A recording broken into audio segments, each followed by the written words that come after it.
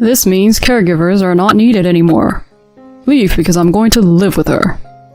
This was what my husband, who had returned home drunk as usual, said. Until now, he had pushed the care of his parents on me and didn't care about the family. Seeing him acting so selfishly, I was left speechless.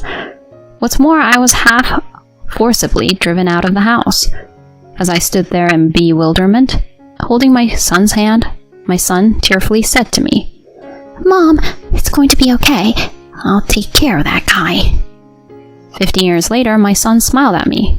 Mom, I kept my promise. As a result of my son keeping his promise to me, my ex-husband ended up in a terrible situation. My name is Violet. I'm a 36-year-old office worker. I live with my husband, Dean, and son, Trevor. Dean and I were college classmates, and we became close after attending the same seminar.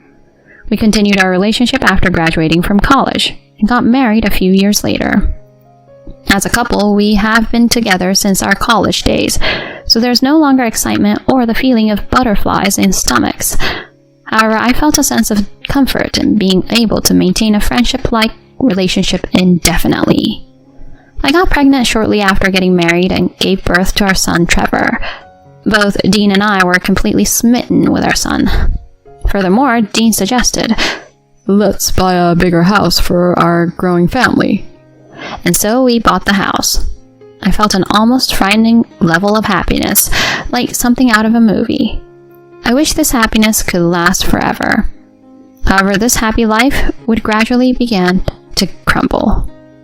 One day, Dean suddenly said, "I need to take care of my parents, so they will be living with us." I was shocked by the suddenness of this. "Even if you say that suddenly, are your parents okay with it?" That's all I could say. However, Dean simply replied, "I've already made up my mind," and started watching TV. He had always been a bit domineering from the beginning of our relationship. Once he decided something, he wouldn't listen to anyone, so he would proceed with the discussion about living together on his own. I felt that arguing any further would be pointless, so I reluctantly accepted the idea of living together. Fortunately, both of my in-laws were good people and treated Trevor kindly. My mother-in-law even apologized to me, saying, "I'm sorry for the abrupt decision. I even considered a senior care facility, but Dean insisted on taking care of us at our house because it's his childhood home." I still think it was Dean's own decision. But even when we started living with his in-laws, Dean didn't help with caregiving. "Caring for her husband's parents is the wife's job." That was his argument. Things started feeling a bit strange since he unilaterally decided on living with his parents. Despite being somewhat domineering, he had generally been kind, but gradually his words and attitudes towards me became colder. "Hey, hasn't my shirt been ironed yet? Make sure you do it by tomorrow. Last night's dinner, the meat was too scarce. You should know my taste better." He started to complain about various small things that he had never mentioned before, one after another. His change in attitude wasn't limited to just me. He became colder towards Trevor, whom he had adored. In the past, when Trevor returned from school, "Did something fun happen at school?" I used to listen to him, asking questions like that. However, when Trevor tried to speak to him, "Dad, something happened at school today," Dean would respond, "Shut up. I'm watching soccer now. Don't bother me," he said coldly. As such things continued, Trevor became completely withdrawn, no longer initiating conversations with Dean. I felt sorry for Trevor and made an effort to listen to my son's stories, no matter how busy I was. However, I also had a job to attend to. Balancing work, house chores, child rearing, and caregiving was quite challenging. Naturally, I couldn't provide care for my in-laws while at work, so there were days when I had to rely on a caregiver during my working hours. On the days when the caregiver didn't come, I rushed home during my work breaks to provide care for my in-laws. Afterward, I managed to handle all the household chores for everyone. Every day I was completely exhausted, And to be honest, I was quite drained. During this time, Dean started going out to drink more frequently, and he began to come home reeking of alcohol and perfume. If you have time to go out drinking so often, can't you help with the household chores? In response, my husband shouted angrily, Shut up. Men have social obligations, you know. You say it's a social obligation, but you didn't go out this often before, right? Besides, the decision to live with your parents was something you decided on your own, so shouldn't you cooperate a little? I've been saying it for a while. Housework, childcare, and taking care of my parents are the wife's responsibilities. At this rate, the argument between Dean and I was unbearable. There's nothing more harmful to a child than seeing their parents argue.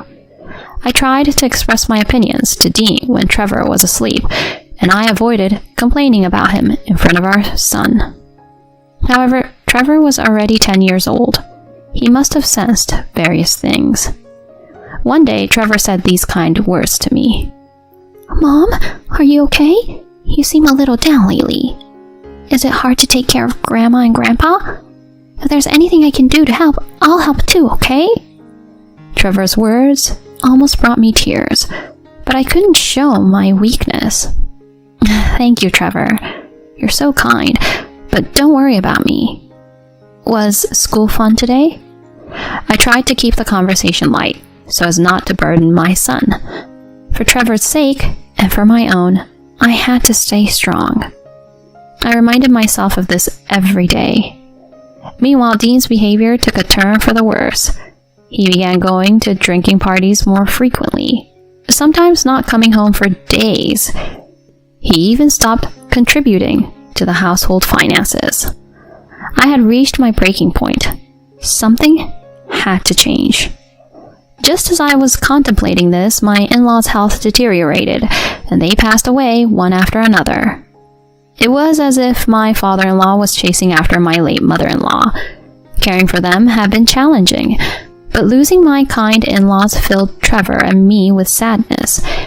Even in times like these, Dean continued to go out drinking, and didn't even help prepare for the funerals. I reluctantly took charge of the funeral preparations. Things finally came to an end, and one day while I was at home resting, the kind-hearted Trevor approached me. Mom, you've worked so hard, he said, patting my shoulder. At that moment, Dean returned home, and he seemed drunk again.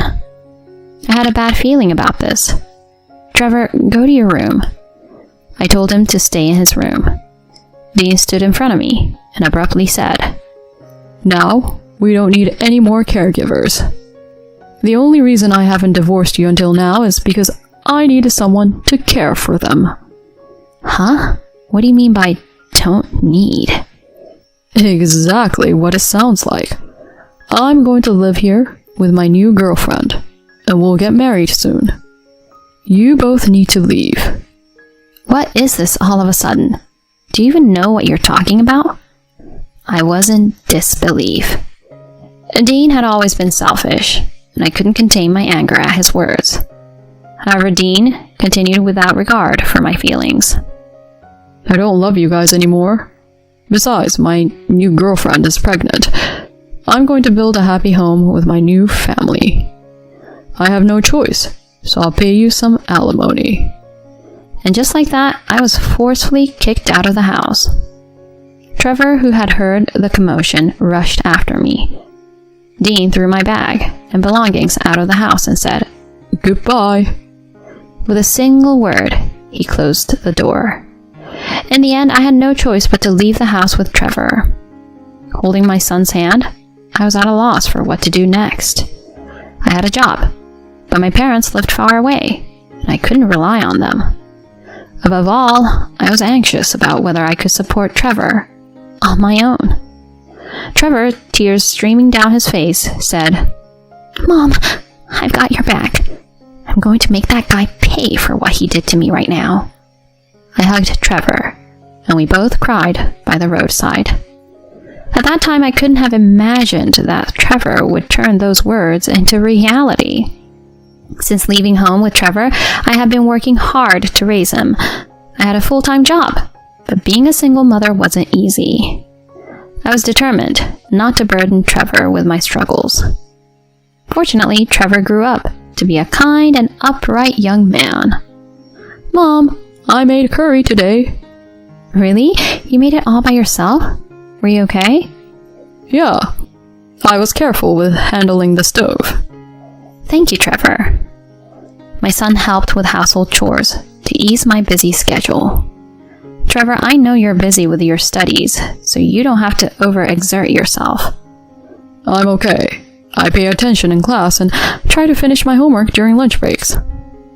Thus, Trevor and I spent our days helping one another and cooperating with each other. Time flew by and Trevor successfully entered university, graduated, and started his career.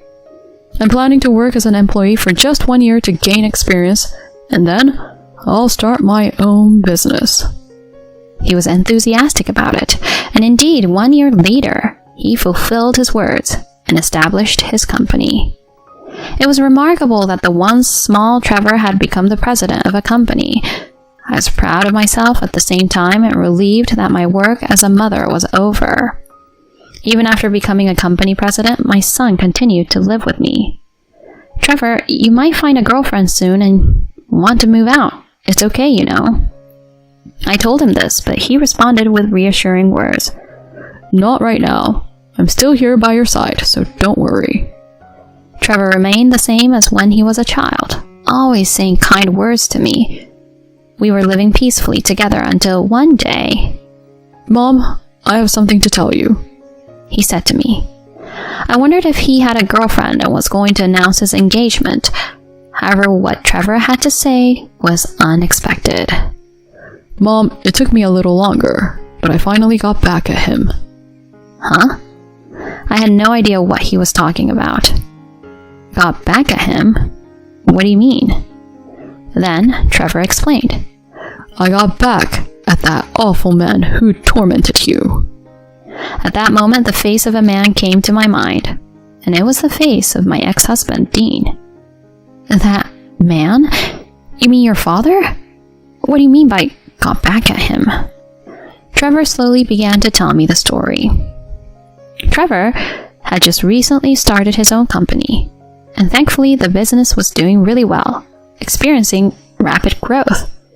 During this time, he coincidentally received a business proposal from my ex-husband's company. It was true that Trevor had established a company similar to Dean's. For the business negotiations, Trevor asked Dean to participate along with some of the company's supervisory staff. Several of the supervisory staff had confused expressions, but it seemed that they included Dean at the request of the client company's president, who had a strong preference for it. Dean, who was somewhat oblivious, was initially pleased because he had heard about the positive feedback on his sales performance. However, when he saw Trevor's face during the business negotiation, he reportedly turned pale rapidly. He knew that his son had the same name, but he never imagined that the son he abandoned 15 years ago would become the president of the company he was dealing with. Even during the discussion, Dean couldn't stop sweating. The compliance officers repeatedly warned him, saying, "What's wrong with you? Pay attention." However, Trevor didn't mention Dean for any length of time. Dean was clearly relieved, apparently. Finally, Trevor had this to say. "Now, I'll ask you one last question. Is it correct that your company tolerates infidelity between employees?" At that moment, the room fell silent. The supervisory officers looked baffled, and Dean began to sweat once again. He couldn't help but say, "Let's stop talking about matters unrelated to the business," he shouted. And this surprised the supervisory officers, who asked in response, "What? What's the matter with you all of a sudden? And what's this talk about, Mr. President? In our company, such actions are strictly prohibited. We absolutely do not tolerate such behavior."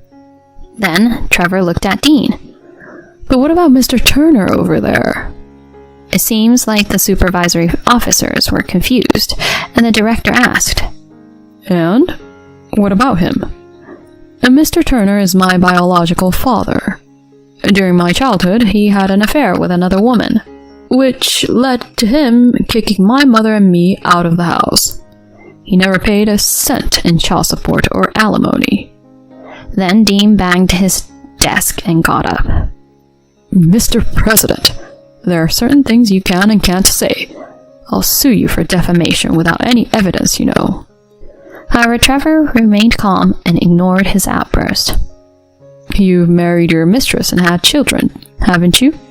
And now you're having an affair with one of your company's secretaries, aren't you?"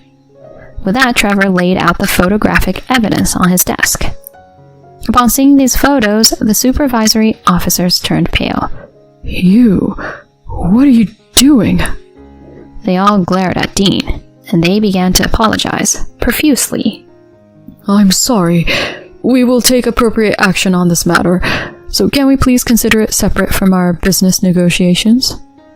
Thus, the meeting was temporarily adjourned. Dean was led away by the supervisory officers, but before he left, he shouted at Trevor. "Trevor, I'm your father. Do you think it's okay to do this?" He kept shouting until the end, it seems. After hearing from my son, I was in a state of shock. I couldn't believe something like that had happened. So I voiced the question that was on my mind. "But why did you know that your father was cheating or not paying child support or alimony? And I never told you about the affair. I even lied about how much money I received from your father to make sure you didn't feel unloved. I never talked about your father's terrible behavior. You might have had a hunch, but I made sure not to discuss such things with you." "Well, I was about 10 years old back then, so I somehow understood it. Plus, I happened to find your old diary." "Huh? Diary?" "Yeah, and it had this written in it. I have proof of the affair, but I don't want to cause Trevor any more grief. I decided to forget about it." In fact, at the time, I had evidence that Dean was having an affair. I could have demanded compensation from the woman he had an affair with. However, I only wanted to think about the future with Trevor. I didn't want to become a vengeful person, demanding compensation from the other woman or pressuring Dean for child support, showing that side to Trevor. So I chose to give up on all of those claims. I was in disbelief that Trevor knew about those things.